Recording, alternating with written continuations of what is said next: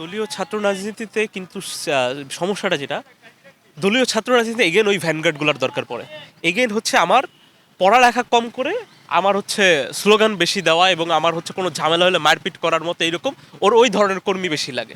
এই কারণে দেখা যায় যখনই দলীয় লেজুর ভিত্তিক রাজনীতি হয়, কেন জানি না সবচেয়ে সন্ত্রাসী আচরণের মানে আগ্রাসী চরিত্রের ছাত্ররাই হচ্ছে ওইখানে প্রধান প্রধান পদে চলে যায়। তো আমার মতে এই কারণে দলীয় রাজনীতি, দলীয় রাজনীতি এগেনস্ট আমি না, দলীয় রাজনীতি খারাপ কিছু নয়। একটা দেশে একটা আমার ডাকসুতে কি দলীয় রাজনীতির ব্যানারে মানুষ আসতে পারবে না? দলীয় রাজনীতি আমি যদি চাই আমি দলীয় রাজনীতি করব, আপনি কি আমার ঠেকাইতে পারবেন?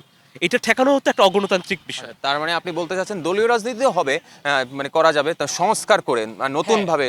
সংস্কার করে এটাই দলীয় রাজনীতি করা যাবে, কিন্তু দলীয় রাজনীতির ব্যানারে কেউ যাতে ওই পাওয়ারটা গ্র্যাব না করতে পারে, ওই পাওয়ারটা অপব্যবহার না করতে পারে, এবং দলীয় রাজনীতি করার কারণেই কেউ যেন ওই পাওয়ারটা না পায়। অর্থাৎ ছাত্র রাজনীতির কে কিন্তু আমাদের কেন্দ্রীয় রাজনীতিকে আলাদা বলা হয়, কিন্তু এটা মুখেই বলা হয়। হ্যাঁ, আমরা দেখি যে যেই দলই ক্ষমতায় থাকে তারা তাদের ছাত্রের যে ফ্রন্টটা থাকে তাদেরকে সব ধরনের মোরাল সাপোর্টিং দিয়ে দেয় অন্যায় করলো। এইটা করা যাবে না। আমি লেজুরবৃত্তি রাজনীতি আর চাই না। সাধারণ ছাত্র হিসাবে আমি চাই ছাত্র সংসদ থাকুক বা ডাকসু থাকুক, তাদের মাধ্যমেই রাজনীতি সচেতন ছাত্ররা গড়ে উঠবে আর কি। এমন না যে রাজনীতি সচেতন হইতে হলে আপনাকে দলীয় রাজনীতি করতে হবে। পৃথিবীর কোনো দেশে এমন না যে লেজুরবৃত্তি রাজনীতির এই ভয়াবহতা আমরা দেখেছি 15 বছরে, বা লাস্টে যে আন্দোলনের সময়ও আমরা দেখেছি যে কী অবস্থা হয় লেজুরবৃত্তি আন্দোলনের, এবং সরকারকে প্রশ্ন করার তাদের কোনো মানে জায়গা থাকে না, সরকারের প্রশংসা করতে হয় সবসময়। তো আমরা চাই যে ছাত্র রাজনীতি লেজুরবৃত্তি না হোক, ছাত্ররা রাজনীতি সচেতন হোক, ডাকসু হোক, ছাত্র সংসদ হোক। প্রথমত আমি সংসদ ভিত্তিক ছাত্র সংসদ চাই, কারণ ছাত্র সংসদ থাকলে আমি 2018-তে ডাকসু একটা নির্বাচন আমরা ওই সময় প্রত্যক্ষ করেছি। হয়তো ওইটা ছাত্রলীগের আন্ডারে হয়েছিল, ওরা তাদের মদদে হয়েছিল, কিন্তু কিছু সুবিধা আমরা পেয়েছি।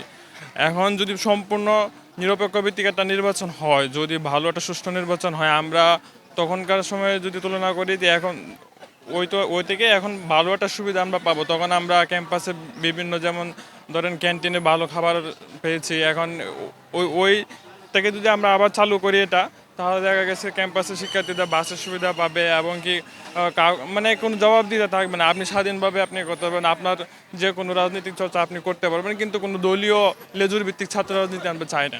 দেখেন, আমাদের ঢাকা বিশ্ববিদ্যালয়ের শিক্ষার্থী সংসদে হচ্ছে একটি জরিপ হয়েছিল। ওই জরিপে হচ্ছে 99% ভোট পড়েছিল যে তারা দলীয় ছাত্র রাজনীতি চায় না। 1% ভোট ছিল যে যারা দলীয় ছাত্র রাজনীতি চায়। তো আপনি যখন এই মেজরিটি ভোটিংটা দেখতে যাবেন, তখন দেখবেন যে বেশিরভাগ শিক্ষার্থী এই ছাত্র রাজনীতি চায় না।